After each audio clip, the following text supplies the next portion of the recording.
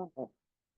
So, we're going to talk about the womb and that energy and what that brings up, what that means. And just the word womb itself or the word period itself can bring up so many different things. Like, I was in, I don't know, I think I was in a dispensary the other day. Yeah, that's what it was. And I like got my period in there and they had pads, like organic ones that I like. So when I was walking out, I told the woman at the door that I was just hyped. They had the pads for me and that I had just got my period. And she's like, "Oh, that sucks. Like that's terrible." So yeah, it was just so interesting to see what like the word I got my period, the feelings that it evoked for her, and seeing myself in many moments having that thought or that feeling like, oh fuck, I'm getting my period. So, we can take a moment and just think about like what comes up when we think about the word womb. And it's interesting to even think about the different parts of ourselves at different times of our lives and what the word womb symbolized, what it made you feel, what came to mind when you were 6 and when you were 12 and when you were 16 and 25 and so forth, and how our relationship does evolve and shift and change depending on how we're treating that relationship. um and yeah, thinking about also like instead of us looking at the womb like it's something separate than us or like this thing that's there, or not there, what would be like the essence that comes from inside when we connect with the essence itself of the womb, something maybe beyond just like words in the mind but more of the feeling.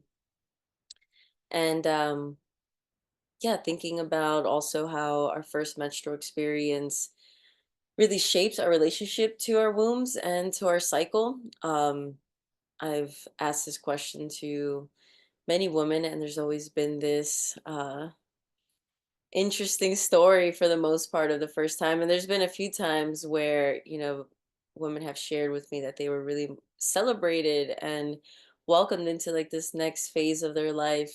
And yeah, mine was just like awkward. I was just forced to go to the zoo. And I was like in so much pain. It was hot as hell. I was miserable and like just, yeah, it was not fun. So yeah, how that like shapes it, because then from then I'm like, oh God, next month is gonna be horrible. That was terrible, you know. Meanwhile, like maybe if I stayed home and rested, and then my mom made me some soup, if it was just different, from off the bat, the the memory and the relationship could have been just formed, shaped a little differently. So these are some questions that you can jot down, that you can journal now, throughout, after, when you have some more time and space for yourself. And I'm also going to send this recording to you and for anyone that isn't here live now. So you can always just like pause this and come back to this or any of the stuff that I move through here. All right. So the etymology of womb, I love looking at like the roots of words. It's really interesting.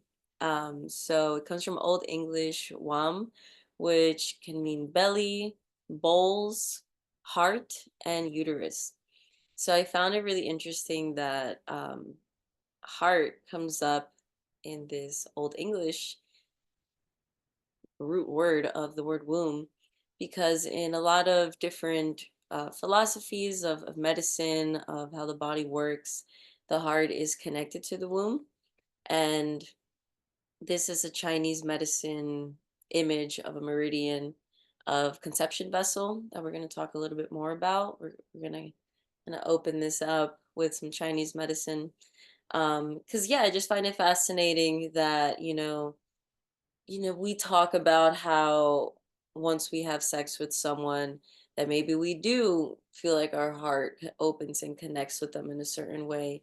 Or we talk about that like primal, unbreakable love and bond between like a mother and her child.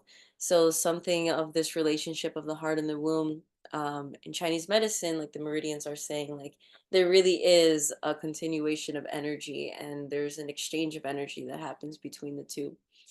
So yeah, just branching off of heart being part of this root word of womb.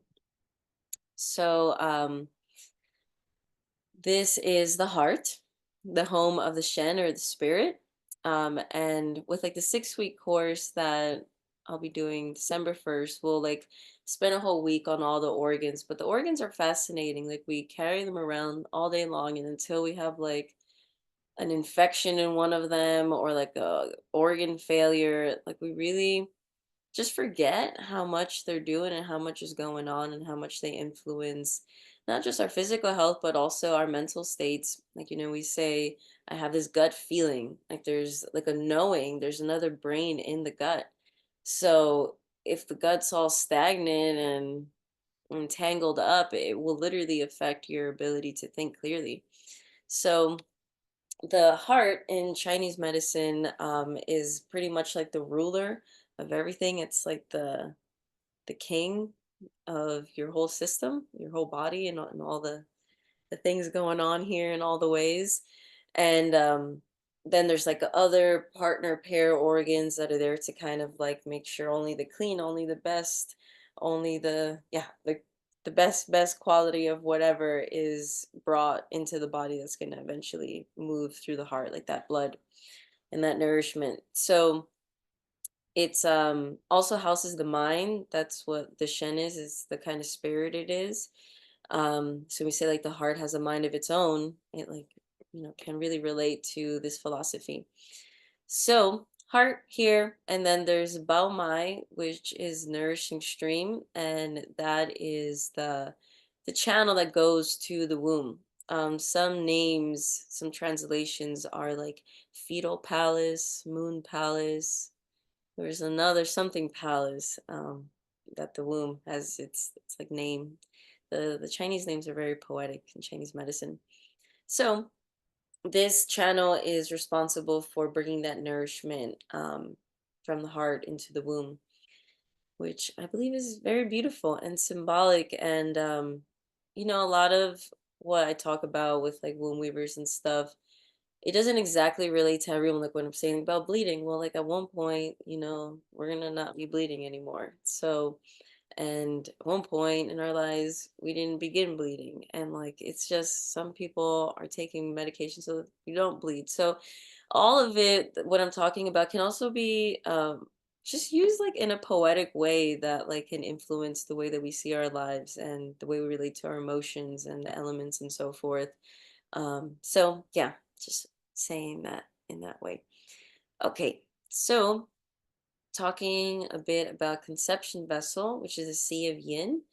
Um, so when we think about yin organs in Chinese medicine, they're organs that are usually very hollow and like dark and can easily get cold. So think of the sea of yin, it's like a big load of this energy in the body. So it starts here in the womb space, the sacral area, and it doesn't matter, man, woman, what body, we all have this meridian. It's yeah, it's an energy, and there's a spiritual energetic womb in all bodies. Like it doesn't matter what's going on, if it's not physically there anymore, it was never there, like it doesn't matter. Um so it starts there, and then it moves up the front of the pubic bone, up through the front of the body, and it ends under the bottom lip. It goes through the heart. And this is like when you're working with, say, acupressure, or if you go into like an acupuncture office, you might have a needle go on your chest, and you're coming in talking about, something that would relate to like the urinary bladder. You're like, why am I getting a needle in my chest? Well, you can treat a lot of the different parts of the body through this channel.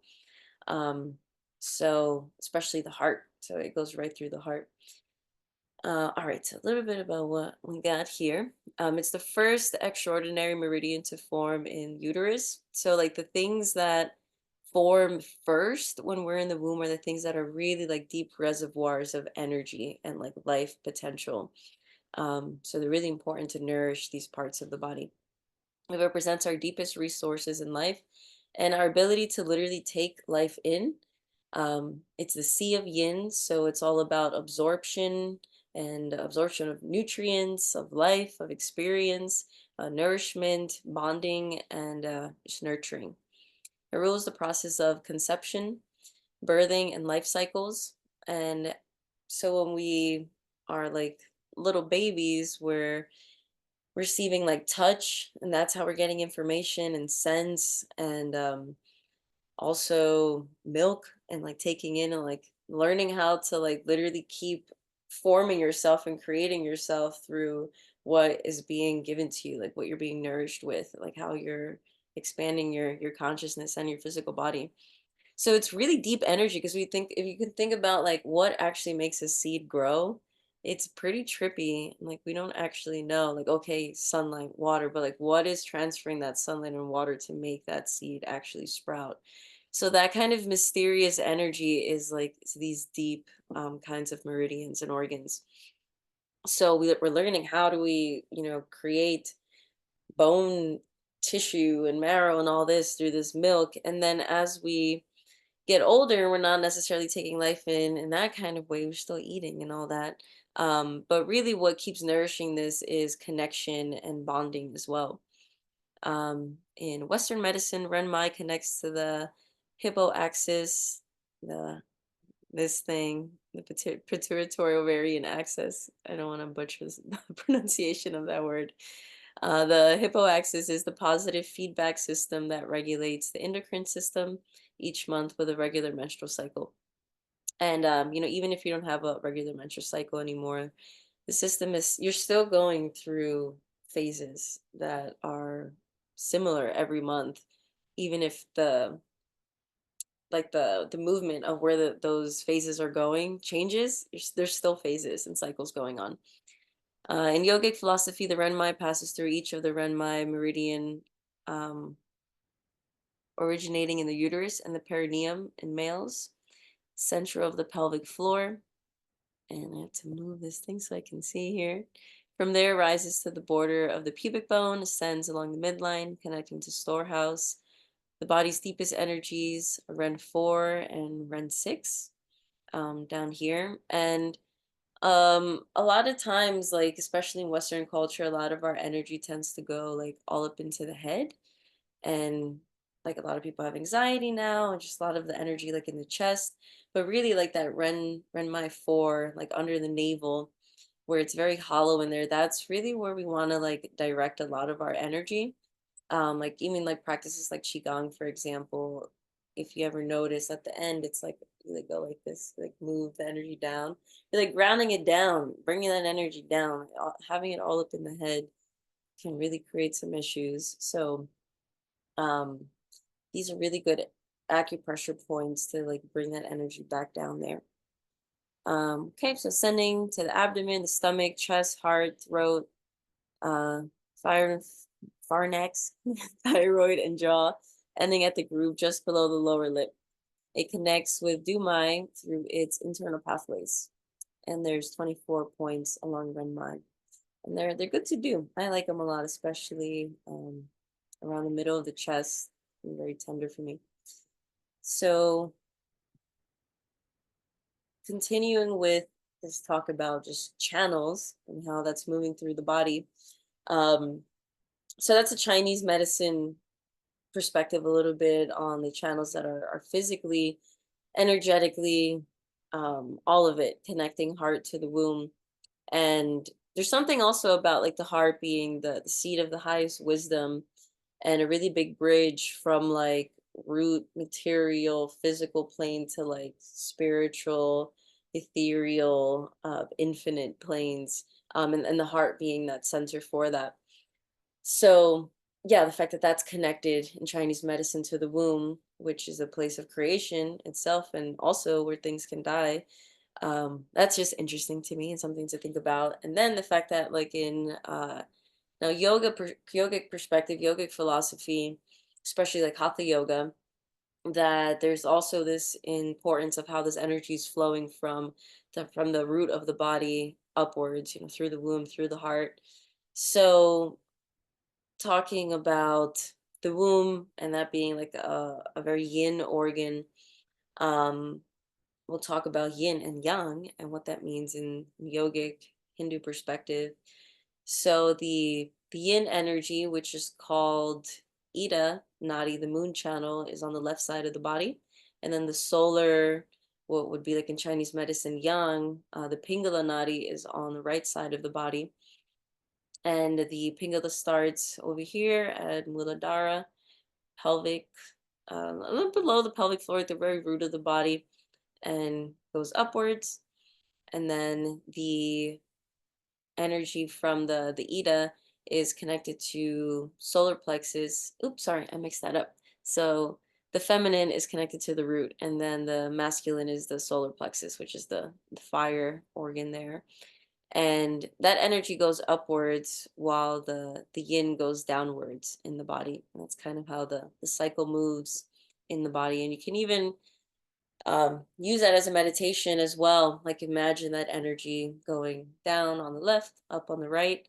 You could also do the front and back body. So in Chinese medicine, the back of the body is the yang side, which again, you can just see it as like, okay, definitely my back body is yang. Like, no, but if I go to poke like your stomach, which front is the yin side, it's a lot more vulnerable, tender, soft, cushy than if I like poke you in your back. It doesn't feel as intimate or like vulnerable. So you can think of it like that, just how do these feel, these different sides and characteristics and even just words, what do they like inspire? So here's the channels, and like when you do nadi shodna alternate nostril breathing, what you're doing is trying to balance those two sides, and a little practice you can do to see what the two sides are feeling like, because the pathways, you can work with them through the nose, is you can like block the right nostril and just take a breath through the left and see how that feels, and then switch. I'm just noticing a difference. I find that like in the daytime, especially like early morning, my left sun is like way more open, which makes sense that more energy's flowing for that. I gotta be up. Where in the evening, like right now, my right just feels a lot more open. Sorry, my left feels a lot more open, just to rest, go to sleep soon. So yeah, it's just interesting to check that out. So there's like that practice, Nadi Shodna, to cultivate balance between them. And I've used it if I like feel nauseous, if I'm tired, if I'm anxious. It just always seems to bring a beautiful balance. So now talking about Kundalini energy, which I feel like is a word that's used a lot and like more commonly. Um, in many different ways. But what I love about studying just kind of the traditional yoga scriptures and philosophy is that it's pretty far out. It really is pretty far out. So I think it's good to know what it is we're doing here. So when we talk about the Kundalini energy, the Shakti energy that resides in the sacral area of the body, and you can see it here, Kundalini Shakti, sacrum bone. And there's a lot of practices in yoga, especially hatha yoga, to stimulate that energy.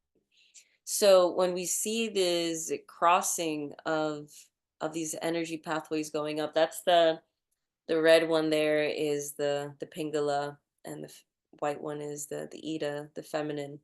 So there's all these practices to make this energy rise up, and the way that it crosses here, where they intersect, is where the chakras are. When we talk about the seven chakras, that's what that is. It's where these opposing polarity forces are intersecting and becoming one. So they're, and chakra means wheel, so they're like vortexes of energy, and we have chakras everywhere. We have them in our toes, we have them in our legs, we have centers of energy everywhere. These are just the main ones that are moving along this center channel of the body, the Sushumna. So there's the feminine, the masculine, and then there's the Sushumna, the center nadi, the middle path. So Kundalini rises, crosses on these points, on this vortex, and I can get really far into why you want to do that and what happens when you do that, but I kind of can't go too deep into it right now because we have a lot to do. Let me see this question. Why is the objective to make them rise, balance, harmony? Okay. Yeah, there's a lot of reasons why. But mainly it's for enlightenment. That's the basis answer, and it's such a broad answer. So that's why I'm saying it like it's a lot to explain, but we'll touch on it here and there a little bit more. Um, okay, so all this emphasis on the Kundalini energy, the Shakti energy being a vital part of enlightenment itself in this philosophy. And when you look at like the Hatha Yoga Pradipika, which is like the OG yoga manual, there's so many different sects and there were so many teachers and ways that people were approaching yoga. Yoga has such a long history where at one point it was just like hymns and chants and incantations by like the Brahmins, like the priests, the upper class in India of the caste system that had access to these chants, and people would go to them as kind of like a priest kind of thing, like a midway to like the gods and material lay people, and they would go ahead and purify karma, stuff for the crops and so forth. And then after that, it became a little bit more about Raja Yoga in the sense of the Eightfold Path, the moral code in it. Um, Ahimsa, have you ever heard of that? It's like the yamas and the yamas, and then there's a whole listing of the Yoga Sutras. So pretty much it was wrapped around the Yoga Sutras. Patanjali was like, we got a lot going on here, and after the Bhagavad Gita and like the Upanishads was written, and there was this turning of like, oh, you don't need a Brahmin to do this for you. You actually can attain this eternal connection with God or love or truth, bliss, clarity, oneness, um, by following these practices or by training your mind in this way. So the these beautiful stories put us in like a perspective of like us managing life, in a sense of like kind of mm, of complete union with God, that we have the potential to do that we have the ability to do that. These stories inspired that. And then these practices were born from that, like bhakti yoga, chanting, things like that. And then, yeah, so Patanjali, and we don't know if Patanjali is actually just one person or if it's multiple people that wrote this book together, but put it all in order. Like, hey, these are the steps to yoga. This is how you can attain enlightenment. And then from there came hatha yoga, that was like you can actually go through the body first and awaken this serpent energy and like purify your body so this energy can flow through it. And actually, if your body's not primed for it, this energy can destroy you. And people don't really talk about that, these texts, that's what they're saying. So this is from the Hatha Yoga Pradipika. So these a bunch of scholars and yogis, the best ones, got together, made a manual pretty much on how to do all these shat karmas, these purification practices, and these asanas.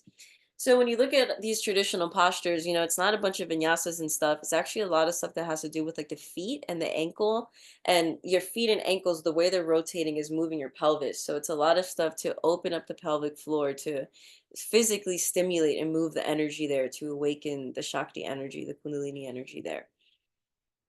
So those are some examples. And this is a lot harder than it looks, sitting on your feet like that. All right. So the Shakti energy, the power of what's sitting in the womb, has been celebrated and known for a really long time across many different cultures.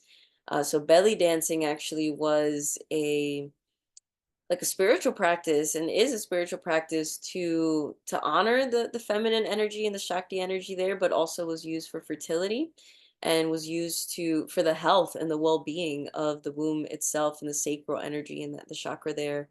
And yeah, fertility and the whole secular nature of the womb space. And there's also a reverence for this power, in the sense that I feel like a lot of times has been miscued in recent culture, when there's talk about like like a woman bleeding not being able to be in a certain location or ceremony or space. And the one of the reasons why, like in India, and I've heard that you can still find some of these like structures that are like painted red that were utilized for women to all go into while they were bleeding, and be like kind of tended to and taken care of there, and just not need to like cook, for their families. Like the community will hold it down so that there was this time of rest and of nurturing in these spaces. And then another thing too was just that they were actually seen as being very powerful, that there can be a lot of output energy that could influence other people, and that doesn't have to be good or bad. But like for example, when I go to Vipassana meditations, we're not supposed to wear clothing that has like words and letters on it, because it can influence your mind to be manipulated to go in a certain way. And again, manipulation, not good or bad. But if we're trying to cultivate emptiness to create spaciousness for like divine inspiration, or clarity or insight, then the more we can minimize big influences of like things that are going on around us, the more we can just support that process of like creating emptiness. So there's this idea that women can just like output a lot of energy while they're bleeding, and interfere or influence other people's meditation or practices or prayers. So that was why they weren't allowed to go into like temples during this time. And also just being able to like bring in more energy and like take something in. And like, so here in this picture on the left, this woman's wearing a womb belt. In the Andes, they're called chumpis. And you see everyone over there really wearing them. In Mexico they wear them a lot, also Peru, Brazil. And it's to protect the womb, but also to like harness that energy that's there, so the energy isn't like also moving out. It's kind of like charging it up, that container. So when you're bleeding, it's great to wear, but also like in ceremonies they're worn so that again you're not taking things in and you're not also putting things out. You're holding your own energy, you're holding your own container in that way.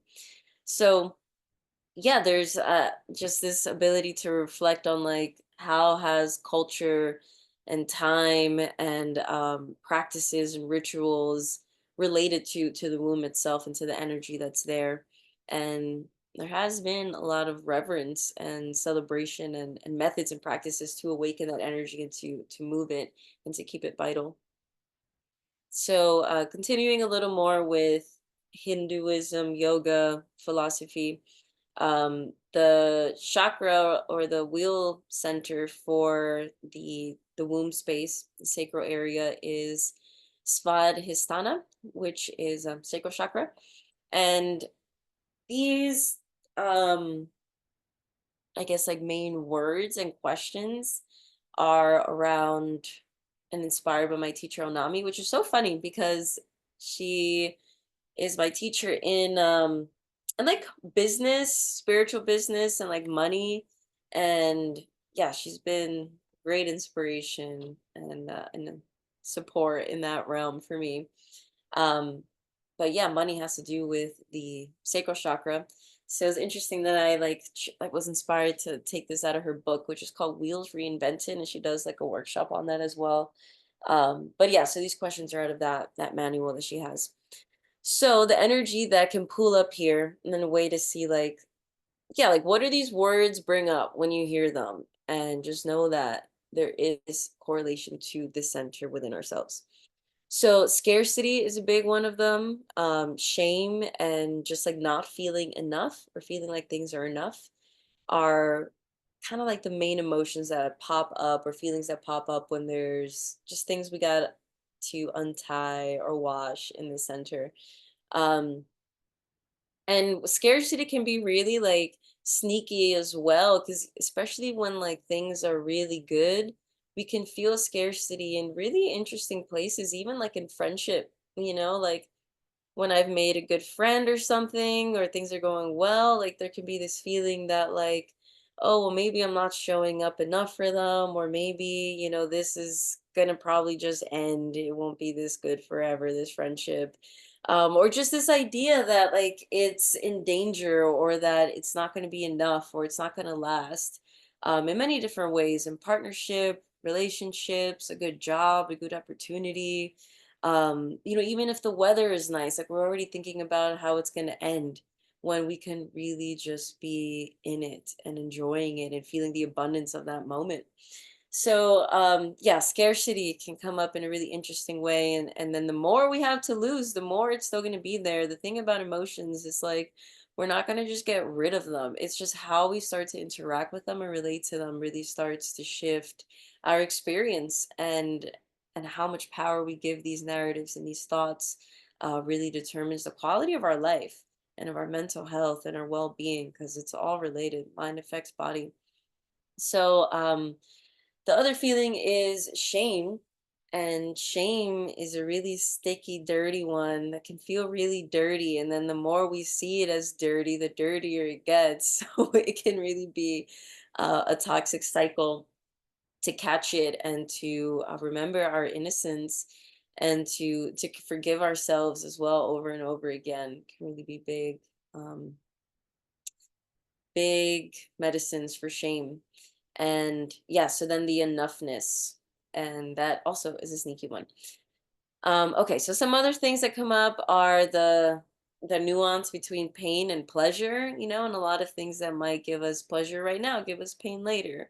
Or a lot of things that give us pain now will inevitably give us pleasure. So like discipline is a big one for that dance between these two, and bringing clarity to that. Doing bad versus being bad. Sexual trauma, is a big part of the movement of energy here. This has to do with our kinks as well. Um, and then, the kinks with the shame, and those can kind of mix in. Addictions or numbing, abandonment and codependency. And then just the feeling of excess, like binge eating, binge watching TV, just too much excess, doing too much. And then this is also the center, of course, of creation, of creativity, and also of our innocence. So, um, one way to really work with shame is to think about, what did you say you do and never did? Because those are the things that are stemming our shame. Those are the things that make us feel like we're not good enough, we're not smart enough, or we're not organized enough, or we're not integral enough. And that starts to create shame. So again, you could screenshot this or write this down, but you'll make a list. And you don't we I don't think we'll have time to do it now, but you can just do this on your own. um you'll make a list of what are all the things that you said you do and you never did, because you might think you forgot about them, but you're a part of you did not. And it holds on to it. So I've actually had a good time doing this exercise and just seeing how shitty I felt about myself and all the things that I said I would do and never did. And then you don't want to do them, but then you're gonna do them, and you're gonna pick the one that's easiest to tackle, and just do something towards doing it. Even if it's just sending a message or whatever, just do something about it. And then once you go back to doing those things, also, it's bullshit. They said there's like this saying that messed me up for so long. It was like, once you don't go back to like a work of art or some sort of work for more than like 3 months or something, you'll never finish it. And once I heard that, I'm like, oh, okay, you're right. And then one day I'm like, you know what? I don't want to believe that. And I've actually gone back, and I'll take breaks forever on some of my paintings and whatever. I still go back to them and I do it because I'm gonna finish it at some point, somehow, one day. It's fine. So yeah, it's okay to go back to those things, and then there's this like piece of you that you collect, like this part of integrity that you collect back to yourself. And that is a way to work on like that abandonment energy that can really take a toll here. So it's just this idea that you're not abandoning yourself, that you can go back to your duties and to your responsibilities and to the things that like future you will be really happy that you do for yourself, so that future you doesn't feel abandoned by you. So never abandon yourself. And being present is really helpful as well. So like things that we might be shameful for, like, okay, that was then and this is now. just because I did this then does not mean that I'm going to do that now. And truly believing that, because it's absolutely true. It's here, it's now, it's fresh. And yeah, just doing things that feel honorable. Like if it's something that you would feel a lot of shame telling someone that you did, then maybe don't do it. Maybe it's something that's going to make you feel like you're abandoning yourself, you know? So um yeah, bringing in that integrity is really important here. And yeah, forgiving yourself always. Remembering I was then, this is now. All right, so we can do this for one moment, just like a little mental meditation. You can just close the eyes for a sec and just feel your breath. You can drop awareness down into that center, into the sacral. Then you can think, what does more than enough love look like? What does more than enough love look like?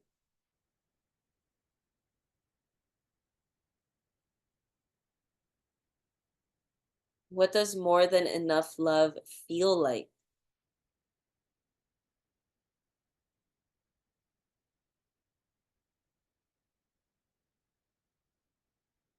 And how can you choose to feel this feeling every day? What can you do? What can you integrate? What can you remind yourself of?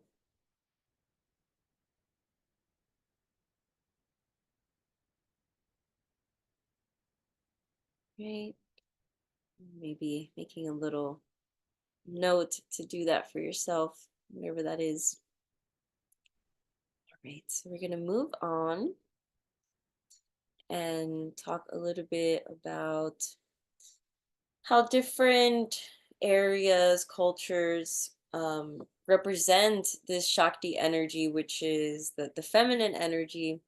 It's the mother energy, it's the creation energy, but also there's all these different phases and faces of the feminine, of the Shakti, of the great mother, of all her different expressions, all her manifestations, down from like grains of sand to leaves to fire to everything. Those are all the faces of the mother, of the feminine, and of the material, especially like in terms of Eastern philosophy. So there's Kali, and there also are different forms of Kali. There's like her wrathful form, there's her sweet form, there's her void form, um, and there's the different like archetypes also that you can work with. So there's different deities that inspire us of these different forms, and there's different archetypes. So there's the maiden, the child, there's the crone, which is can be like the sage, there's the mother. So I picked the crone energy for Kali because well, like for example, I was just in El Salvador and it's so tropical. There's coconut trees, there's mango trees everywhere. It's just amazing, delicious, gorgeous flowers everywhere. And it just feels so warm. That's kind of like the you could say like the maiden energy, just bursting with life and energy, or even just like the abundance of the mother and that energy of creation. And then I fly here and it's just like everything is dry and brittle in New York and it's cold. And I really like it was a beautiful moment that I was just like yum to this face also, yum to the crone, to like the death, to the part of me that I visit every month, and a part of me that will be me at one point. I will be dry and cold and brittle and like close to death. Hopefully, when I'm old at some point. So I hope that when I'm there that I'm not just like thinking that that is less than when I'm where I am now, at 28, and really hope that I can honor that stage of life as well, the same way that I'm very happy I was able to honor here. Hopefully I still feel that way in like a month and a half from now. But we'll see. Um so yeah, the crone energy and just this energy of death and of destruction, in the same way that like the womb, when it is in menstruating, it has this time where it wipes everything clean, it destroys everything it built and created that whole line of blood, and it just lets it go. The same way that, yeah, the once the life force leaves a tree, it just dries and it crumbles and it goes down. So it's a very important energy to not be afraid of and to work with and to allow it to work through us to then create the cycle of rebirth. So Kali is the goddess of destruction and of death, but because of that, she's also the goddess of life and of rebirth and resurrection. So there's a really beautiful story. I might have shared it with some of y'all already. But Durga is the mother goddess, and she was in a battle with these demons. And it was a battle that these demons, evil, wanted to take over the earth. And Durga was slicing the heads off of these demons, but every time she sliced a head off, the drops of blood would hit the ground and 5,000 more demons would be birthed out of that. So she was like, all right, how is this going to work? And out of just the fury and the rage of like the injustice. So Kali also has a lot to do with the energy of justice. Out of that rage shot out Kali from her third eye and has like her tongue out. This is a very beautiful picture of Kali, but there's somewhere she looks very wrathful. Um, and her big swords and all. So she comes out and she has her mouth open and she's just like salivating for the blood of these demons. So before the drops of blood hits the ground, she's there to drink it and catch it and bring it into her void belly. And that's how they were able to win that battle, because she just drunk up all the blood. So we're thinking about shame also. That's kind of that demonic energy that we can think about. Like even when I was younger, even the word demon would freak me out. And the more that I see my own demons, the less it freaks me out, because I understand we can go to battle and we can actually win. And really, the winning comes from a great compassion for ourselves, and it's a warm love, feminine tenderness, like kind of energy that is held during that battle. That's why Kali's also the goddess of compassion, and the mother of compassion, because how much love does it take to eat up that blood of all that evil, of all that grossness, of all that ignorance, and to just swallow it up into the void, to let it go. Um so yeah, that's Kali, and there's many stories that shape her essence and allow us to connect to her beautiful chants that can be very useful to call in this energy within ourselves and to honor and to learn how to work with it. Yeah, how to really learn how to let things die off and let things go. So that's Kali. Um, and in Egypt, I love this representation. I don't know how to pronounce this. Meskenet. I have no clue, but I just love this big belly and this very like animalistic primal face and these boobs, these feet. It's great. I love it. She's very primal. Um, so the womb was sometimes depicted as a pot or a vessel in ancient Egyptian wall carvings and scrolls. The goddess Meskenet was sometimes shown with a cow's uterus on her head, or as a brick with a woman's head and a cow's uterus on top.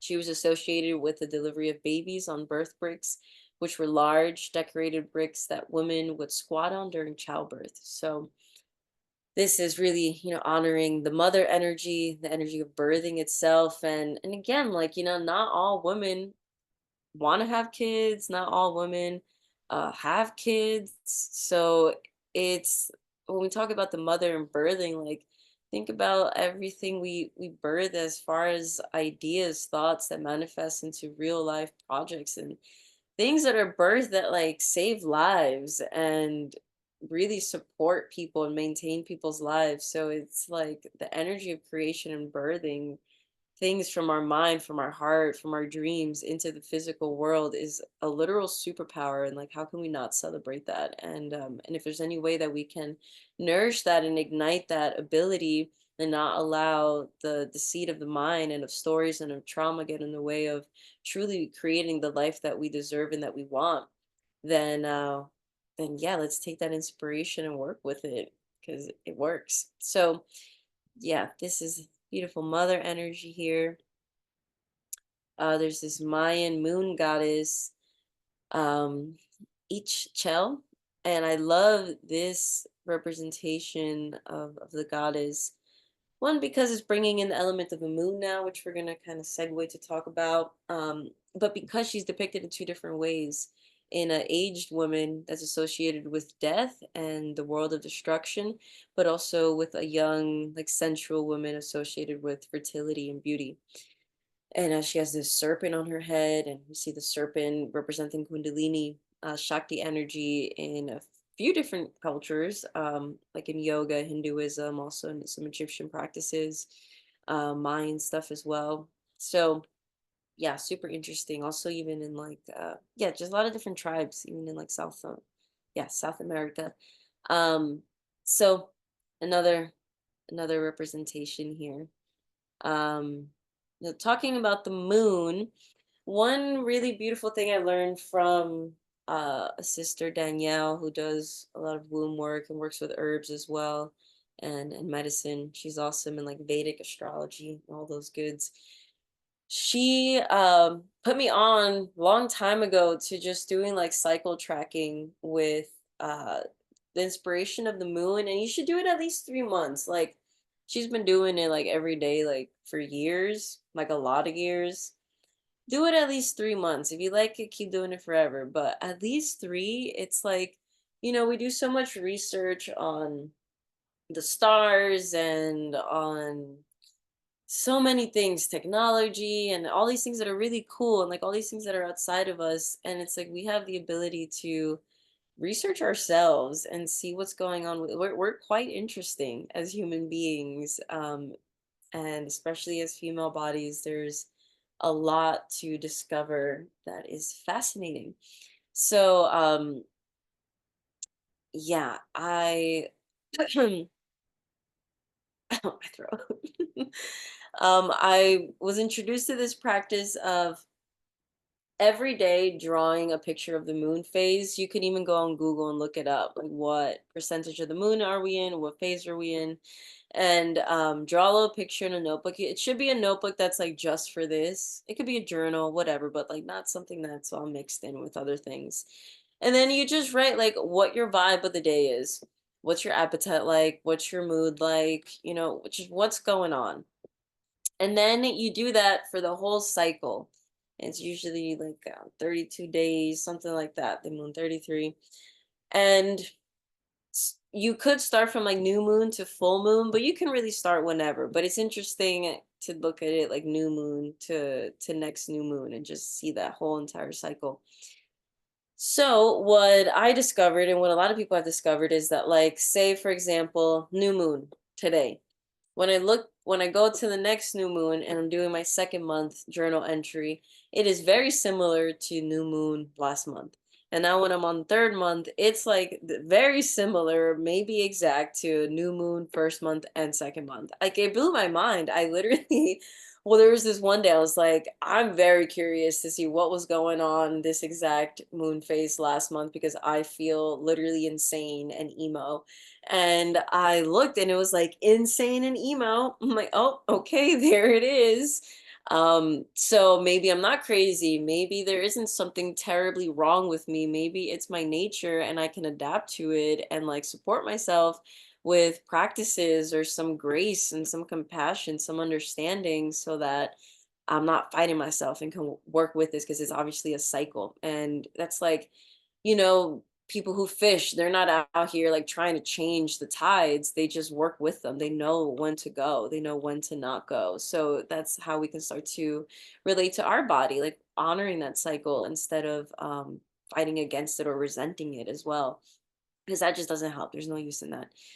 So this beautiful cycle, and then there's also like the menstrual cycle. It's interesting to just see too. There's just like say new moon, there's this emptiness, and then there's this build to the full moon, and then this going back down again.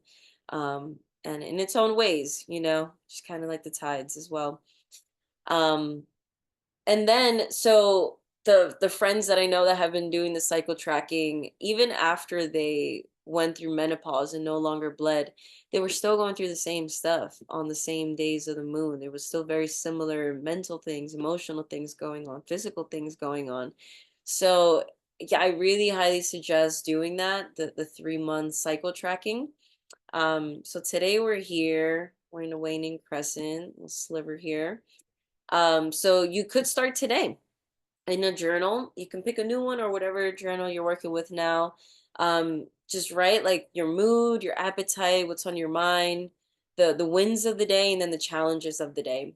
And it's also nice, like if you can, like go out every day and look at the moon, because then you can start to build relationship with it. When you draw your picture of the moon, you you're connecting to it. You're actually drawing it. So that is more homework for you, but I highly suggest it. Highly, highly suggest it. It's really great. Okay. So, what time is it? Oh, let's see. You gotta exit all these things to see the time. Okay, cool. So, we're going to do a meridian sequence that nourishes yin. So the on the womb weavers, the 6 week course, that's kind of going to be the flow. Like the first hour is very much speaking about one topic. So we just went through like so many different topics that I can go on forever on each one, and there's so many interesting things about them all. So 1 week we'll go into Ayurveda, and then Chinese medicine, and then like yogic philosophy, and just all these different ways to connect to this essence of the feminine. Um, but yeah, and then the second part will be like a body practice. So for today's body practice, we'll do a yin nourishing sequence. So all the organs that again tend to get cold, that can get very empty, that need to be like nourished and put energy back into them, and like warmth and movement back into them, are some of these points. And um I showed you one line of energy that connects from the womb to the heart, but your kidneys are really important in this also. I mean, a lot of it's important, but I want to talk about the kidneys, because the kidneys brings the energy all the way from the root. So this is kidney one here, this first image. Um, I like the third of the foot right under the inner ball mound of the toe. So it goes from there all the way up into the inner legs, through the pelvic floor. So it goes through the womb, up from the sides of the body, like through the heart as well, and into the bottom of the collarbones. So that's a so when you're gonna move energy to create a baby, to bleed, to have an orgasm, anything that has to do with like the sexual organs in the womb, that energy is coming from the kidneys. So like literally when you have an orgasm, there's like this huge flush of energy that moves out of your kidneys. And if you've ever felt it, like say like in your toe or energy up your legs, like when you're stimulated in that way, then you can literally feel the pathway, and it moves through the whole front of the body. So it's also very yin in essence because of that, of how it runs through the front of the body, and how it's like in this deep core into the earth. This is also the energy that pulls the yin energy, earth energy up into your body physically. This is literally how we ground. Like when we say we're grounding, this is the point that's doing that for you. Um, so it's a big part of that movement of energy from the womb into the heart, and for energy to go there as well. And so we'll start there, and then we'll do liver point. That has to do with the blood. The blood is also water, very yin. And some more liver points there. And then we'll do abdomen massage. And abdomen massage is great because, as you can see here, you can work on small intestine, stomach, large intestine, bladder, like all these different organs, and also moving into the womb. We'll do conception vessel, which is that meridian that we were speaking about from the pubic bone to the under the lip, and then into the heart, which is the most yin organ out of all of them. Okay, so let's give it a go. We'll spend some time on these points, so kind of using it as a meditation, just letting your awareness just sink into the points, and nothing else matters. All right. So for kidney one, about a third of the foot, so not halfway, a bit up, a third, right there in the center, inner ball mound. You can just press into that, and you can press pretty hard. You can sit in cross leg or butterfly leg or whatever feels good. And pressure could be static, or you can make little circles and massage. And it's really, really helpful to light up the whole pathway with your awareness. So the whole pathway, the whole energy is flowing. So from where you're pressing, feeling that energy moving up, inner foot, inner ankle, inner legs, through the pelvis, up on either side of the navel, lines running up, either side of the heart, into the bottom of the collarbone.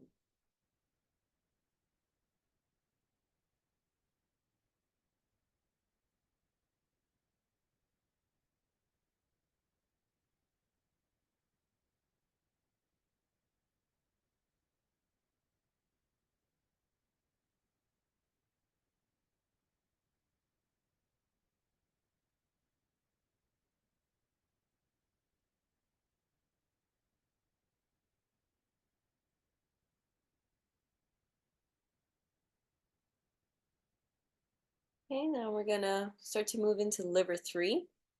So liver three, it's easier, I think, if you look at this picture on the screen. So in between the first and second toe, you can just start to trace down, and before you meet the bone, there's this little tender spot that kind of feels like a hole, and you can press into that.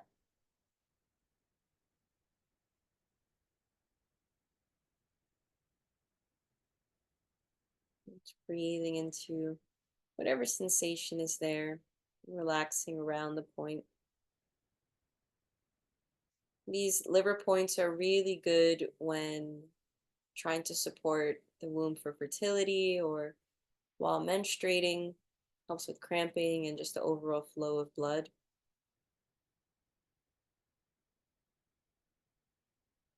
The liver also holds on to the emotion of anger, frustration,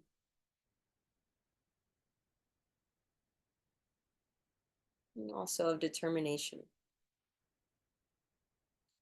You can hold static, or you can even like massage up and down in the middle of the first and second toe bone.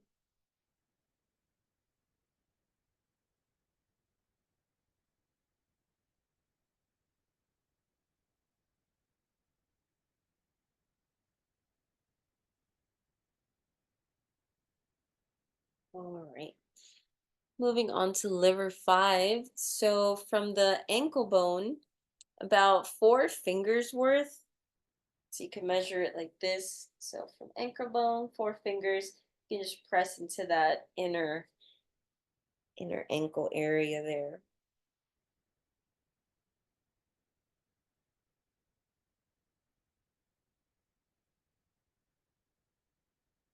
So you know where the pathways move, whatever's around there, even joints can be affected when there's stagnation of energy there. And that energy stagnation can stem even just from emotions. So you can even have inner knee pain or pelvic floor tightness. These points that move through the pelvic floor and the inner legs really help to open that up. And follow this liver energy from the big toe up through top of the foot, moving into the inner ankle where we're pressing, up the inner legs, through the front of the hips, up the torso, and ending under the ribs.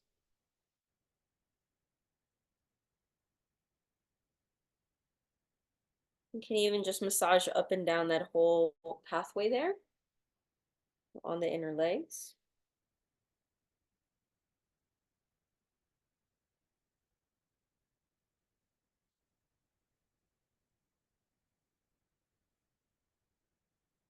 Okay. Now we're going to move on to the abdomen massage. So for abdomen massage, it's nice if you can do this laying down or at least like leaning back.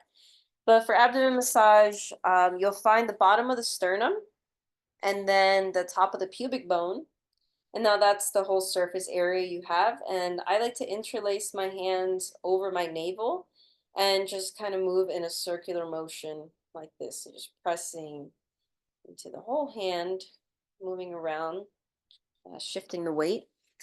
So we'll take some time there to explore and allow for the softening of the abdomen. Trying to really relax the abdomen, breathe deeply into it.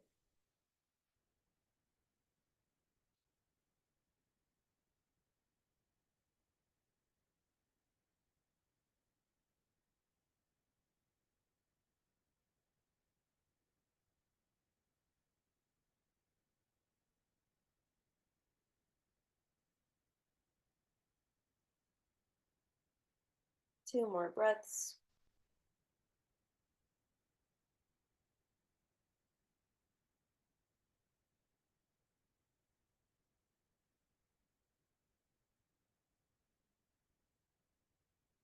Okay. So we'll do some pressure points now on the abdomen. We're going to do a bunch actually. So you can bring your fingers. So when you do pressure points, you want to push straight down. Try not to like press into an angle on any way. Go straight down. And we're actually going to press right into the navel. Very potent, powerful, deep point there. That's where we're getting our nourishment from and through when we were in the womb. And you can really notice what comes up when you press into this space as well. Really deep healing can happen here. Breathe right into the finger, right into the pressure.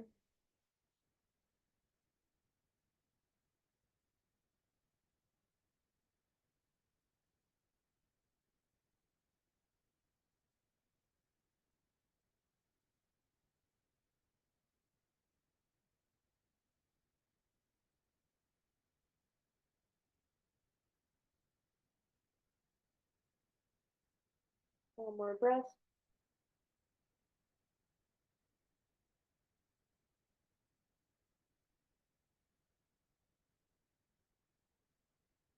And release.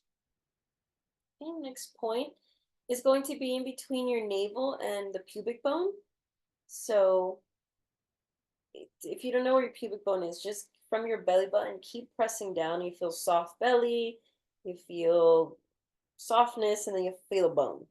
So that's your pubic bone. So in between pubic bone and your navel, you're going to press deep into that. That's that Ren 4 area that is very deep. You try to breathe into that like we're filling an empty basin there with energy.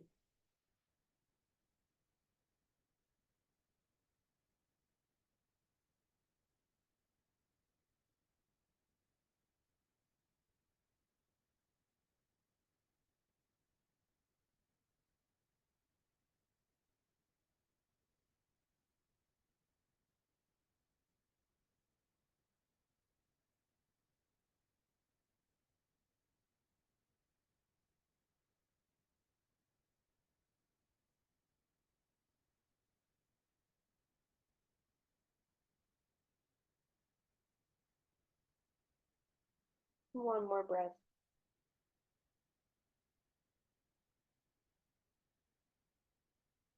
And release. Okay, next one is from the bottom of the sternum, where the navel is, right in the middle. So in between bottom of the sternum and navel. Again, remember to press straight down. I like to use one hand here and the other one to push down. And breathe into that space. Again, if it feels a little tight, you can kind of move side to side, loosening up there.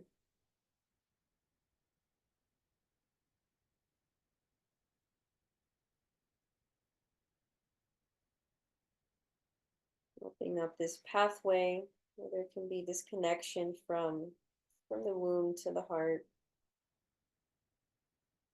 from the unconscious to the conscious.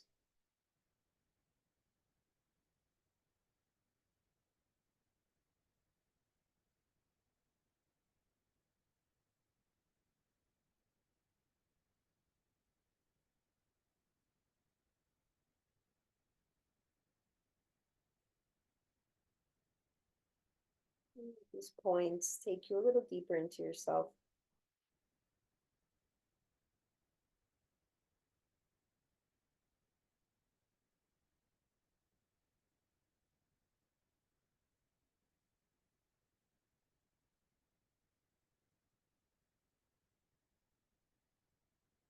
One more breath.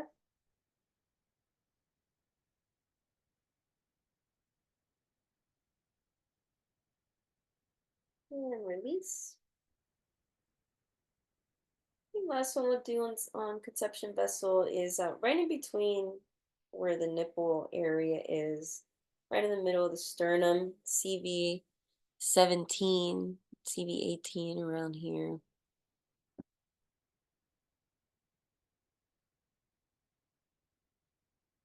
And feels like a little hole there.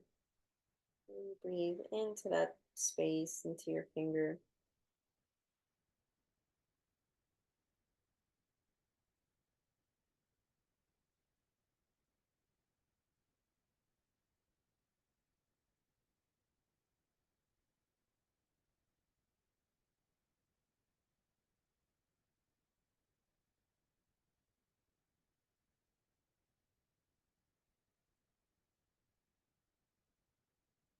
One more breath.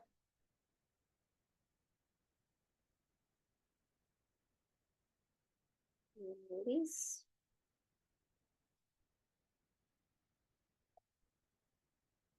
Okay. So next pressure point, 3 fingers from the wrist, right there, the center. Try not to go right on top of the vein. Go to the side of it. You can press into pericardium 3, I believe. No, 4. This is a wonderful, wonderful point for any anxiety, panic, worries. It's very soothing for the mind and the heart, the system.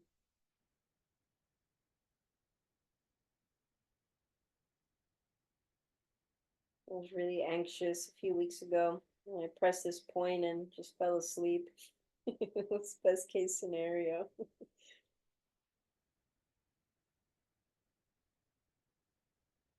So the pericardium is the organ that surrounds the heart. It's a literal protective barrier of what can come in, specifically extreme emotions. So this point we're working on here in this pathway is the pericardium. So this helps to literally open the heart, soften the walls around it.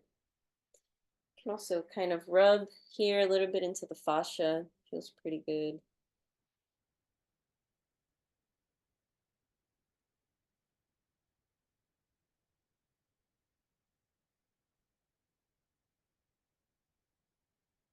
And if you haven't done the second wrist, you can move on to that.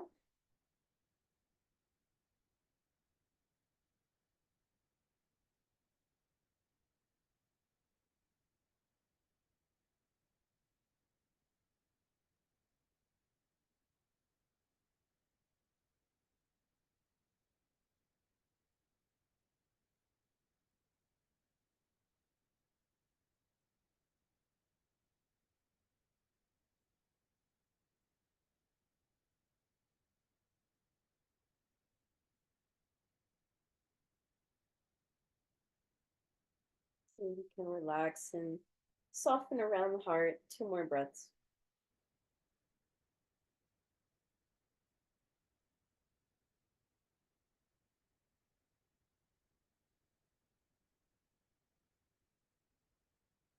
And then release, relax. And then we'll go into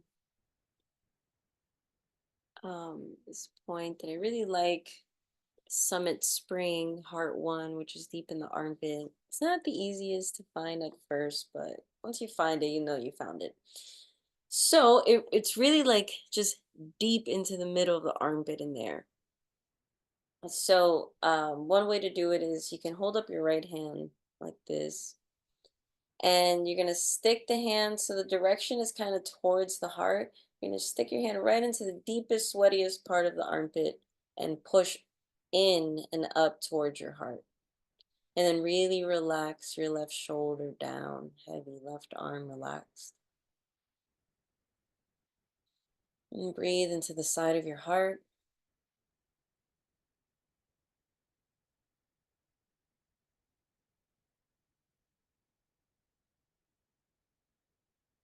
You can stay as you are if this is working out for you. You can add a little movement too, bringing that left arm across your body and then over to the left, just getting a little deeper. Remembering to breathe.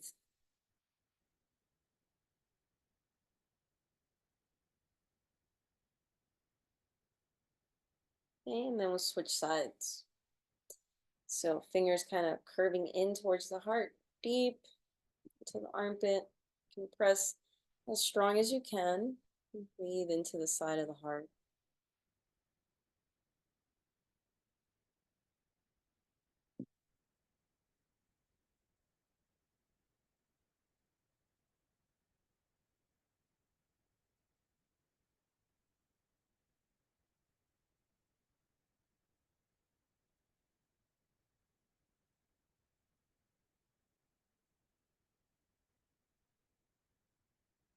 If you get the movement on the other side, you can do it on this side. If you're like, oh, this is kind of tender, it can be very tender.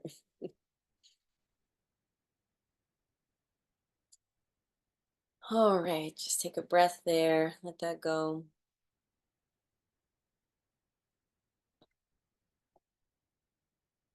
Okay, last points we're going to work with are along the heart meridian.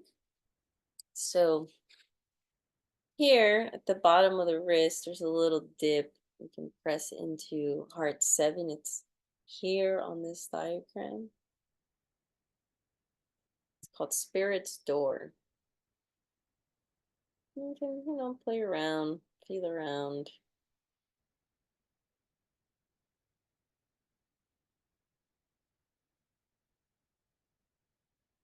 It's kind of like a little divot in there.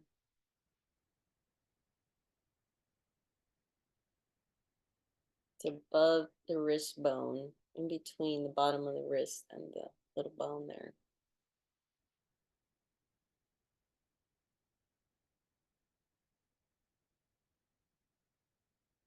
Okay, now we can do a few of these, so just along the side, just moving up.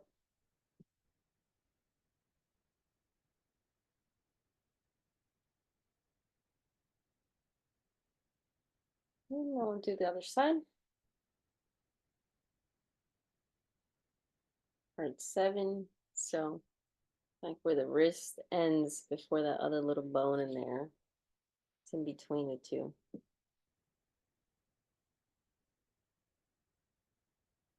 And really imagine the whole pathway from that point we did in the armpit all the way down the side of the arm to your pinky, opening up.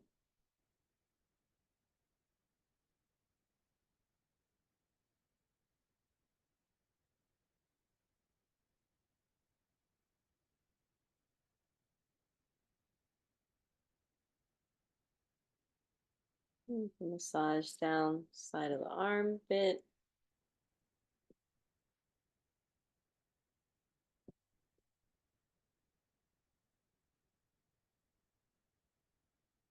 And then just release and take a moment to feel the flow of the energy in the body.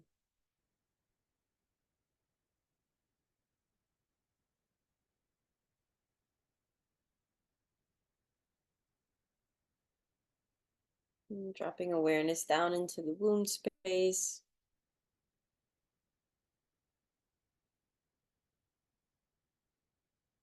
And feeling that open, smooth, river-like channel between the womb and the heart as you breathe.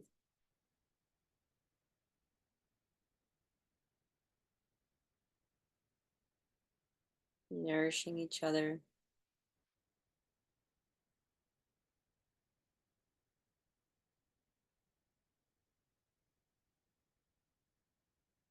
We'll end with a really beautiful mantra prayer.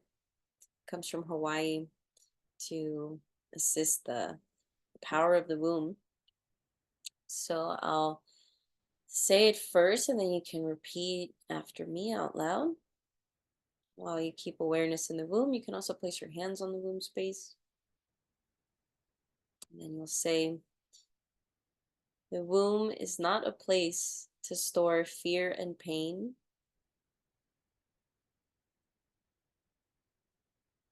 The womb is a place to create and give birth to new life. Let's say that 2 more times. The womb is not a place to store fear and pain.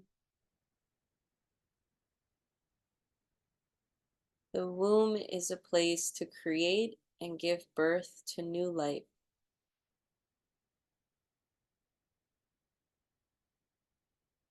The womb is not a place to store fear and pain.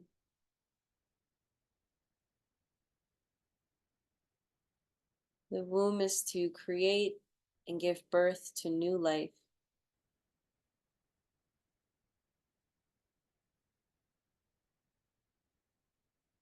And ending with a nice deep breath right into the womb space. And exhaling out, releasing, letting go.